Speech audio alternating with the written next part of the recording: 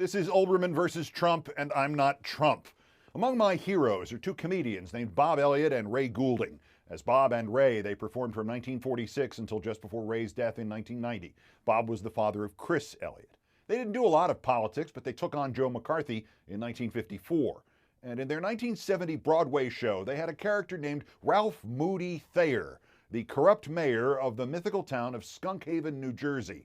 Thayer extolled the virtues of corruption. 10 or 15 years ago, it was a disgrace to be corrupt. Now it's a very fertile field. I recommend it to anybody with a devious mind who is willing to put in long, long hours without working hard. Sound like anybody you know? When the interviewer noted at one point that the mayor had managed to degrade and corrupt every branch of government, even the Visiting Nurse Association, Thayer's response was, "Thank you." With that as context, let us remember that Tuesday's vote is not just about getting rid of Trump and ensuring the law will get him soon or late. It's also about getting rid of the worst assemblage of feral subhumans ever gathered by any leader in this country. They literally corrupted every branch of government except the Visiting Nurse Association.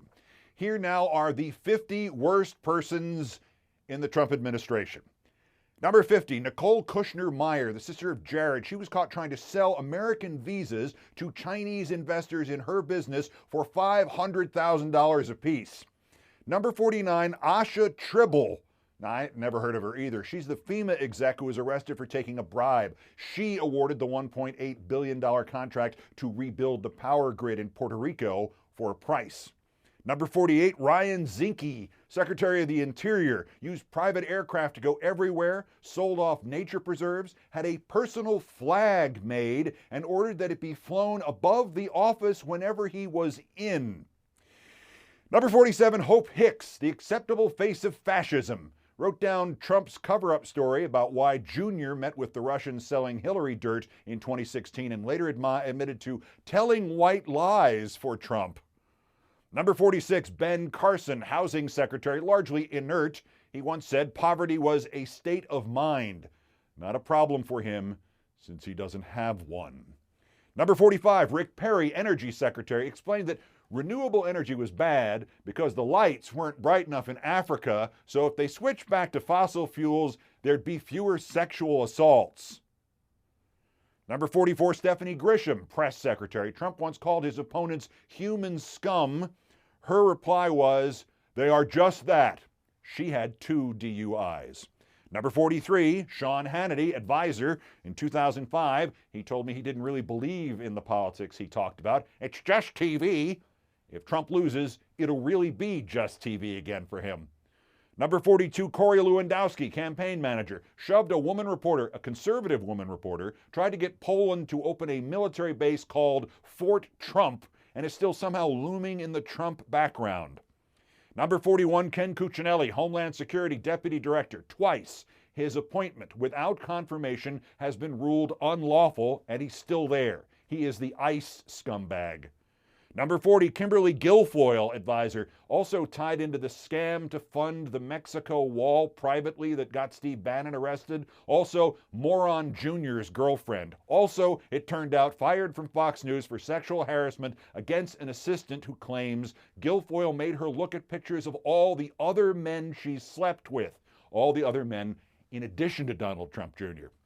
Number 39, Ronna Romney McDaniel, Republican National Committee Chair. No Republican has been more stridently pro-Trump. She is thus, by definition, an idiot.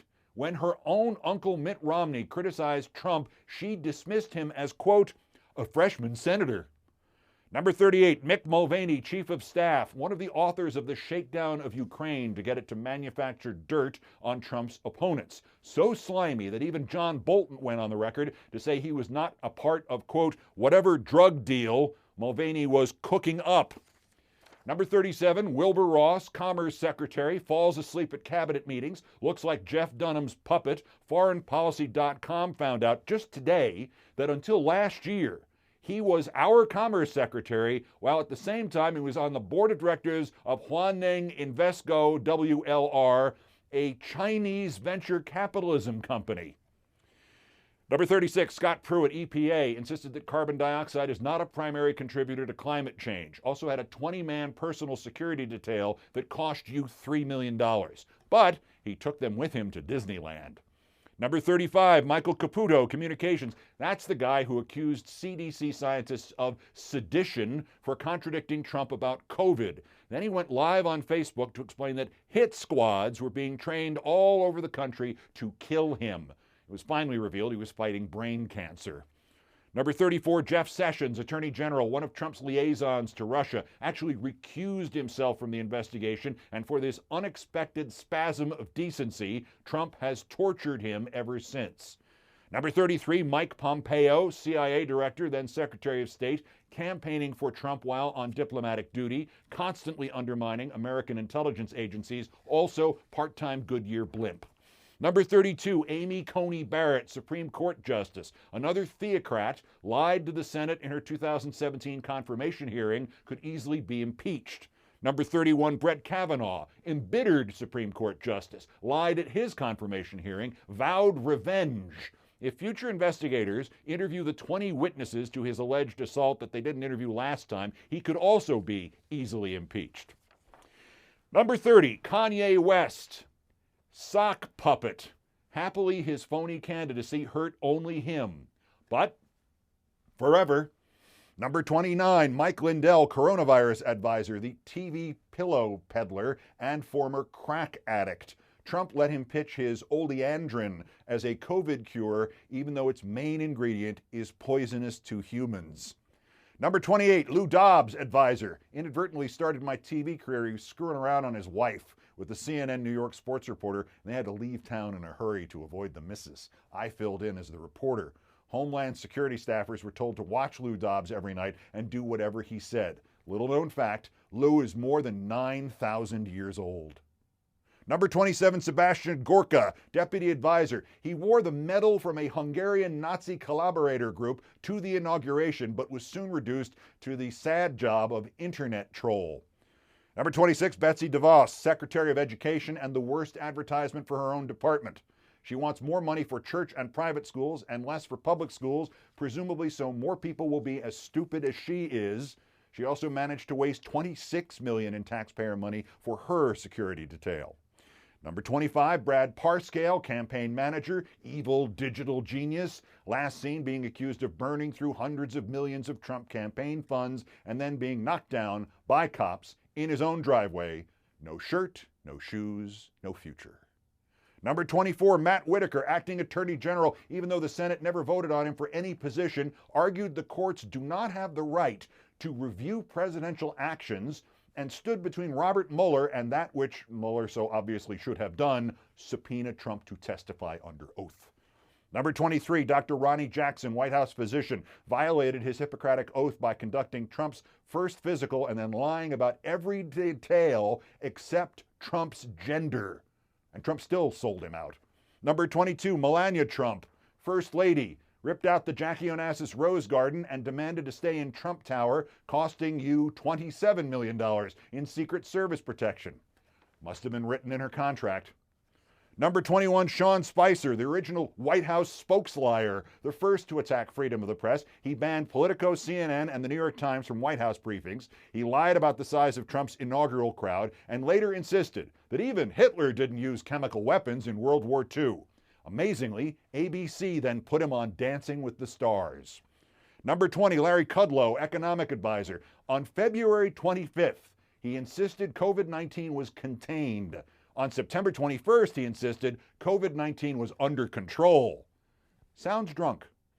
Number 19, Peter Navarro, trade advisor, the tiny and tiny-minded idiot who claimed China had weaponized coronavirus to destroy the economy and Trump's re-election without bothering to explain why they would have unleashed it first on their own economy. Number 18, Jason Miller, communications, also alleged deadbeat dad, admitted regular customer of prostitutes who insisted Trump won the first presidential debate this year because he placed first in the KISS FM Phoenix online poll. Number 17, Steve Mnuchin, Treasury Secretary, just your standard issue rich get richer guy, except for the trophy wife and the demand for military aircraft to take them on their honeymoon. Number 16, John Kelly, Chief of Staff, carried all of Trump's water for him, but felt bad about it. Off the record, of course. Number 15, Roger Stone, the guy dressed up like a Batman villain in a bad episode. Incredibly evil, but also incredibly stupid. So much so that he recorded a cameo last month, video wishing Joe Biden luck in the last debate, and never realized he had done it. On the other hand, he kept the $70.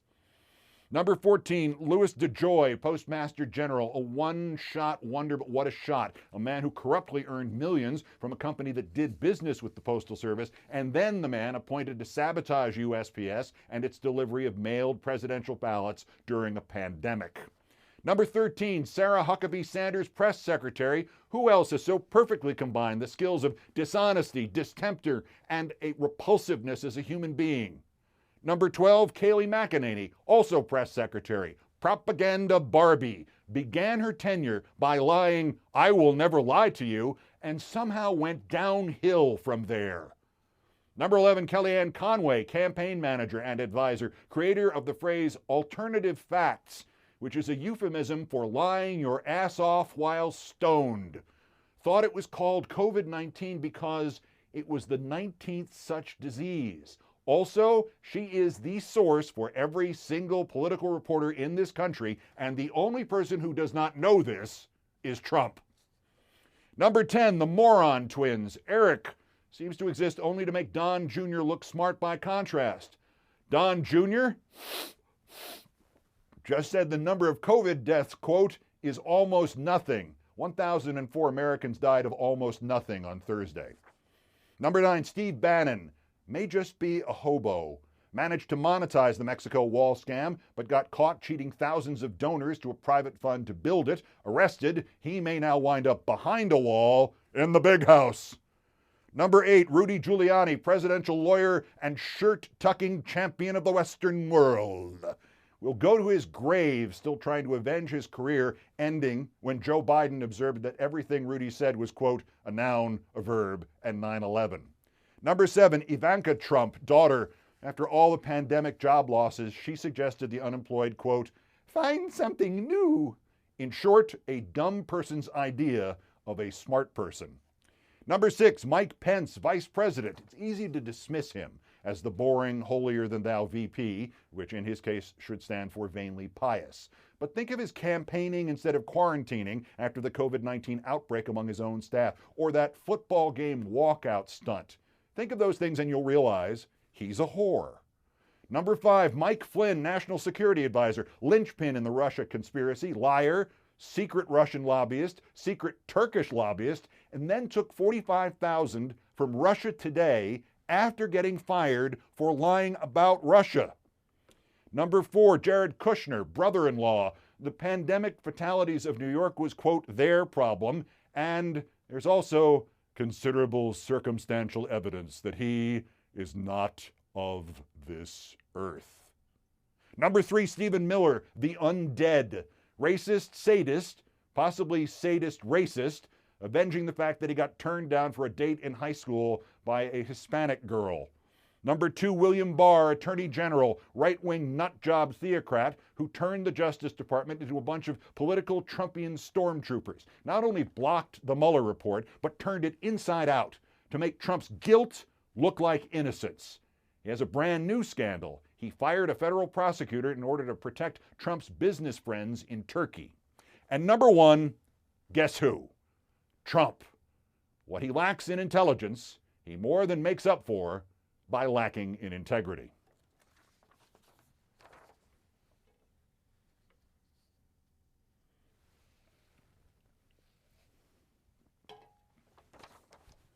All right, let's give you the headlines. The Friday headlines start with the Democratic leader of the Florida House who tweeted a video of a USPS facility in Dade County, Florida, which is filled literally to the ceiling with undelivered mail-in ballots. Filled out mailed-in ballots, tons of them. go look the video up on Twitter and please retweet it. It is extraordinary. And as hopeful as you might be, or as hopeful that the universe could not continue to punish us as much as it has in the last 4 years, get ready to march on Wednesday. Reporters at Biden's speech in Iowa this afternoon said that as it ended, as he wrapped up, a pair of bald eagles circled overhead. If there are any ancient Roman religious leaders who would be watching, somebody from the time of, say, Emperor Claudius, if you could interpret that sign for me, I would appreciate it. There were 2 sports endorsements for Trump today. Hockey's Bobby Orr, the Boston Bruins defenseman. I always prefer defensemen who do not quit because of sore knees. And Brett Favre, who apparently, and this was a surprise to me, even though I spent a lot of time apparently at SportsCenter at the same time that he was doing this, apparently he played football in the 90s. I didn't realize this. I just remembered him only for the Vicodin and the dick pics.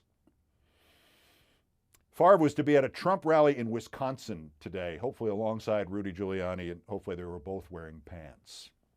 Trump at another rally today, again with his lie that doctors get more money if you die and your cause of death is listed as COVID-19. The natural conclusion to this is Mr. Trump is suggesting that if you are a Trump supporter and you get COVID-19, do not go to a doctor. That'll show the libs. And lastly, Laura Ingraham, with whom I went out on 2 dates in 1998. Well, 1 date and one sort of hostage situation that I escaped from, attended Trump's Michigan rally today, which by itself is an ethical disaster, brutally unethical, but that's the motto of the Trump campaign. We're brutally unethical. She wore a mask. Trump mocked her for wearing a mask. "I've never seen you in a mask," he said to her. "I've seen her in a mask. Good night and good luck."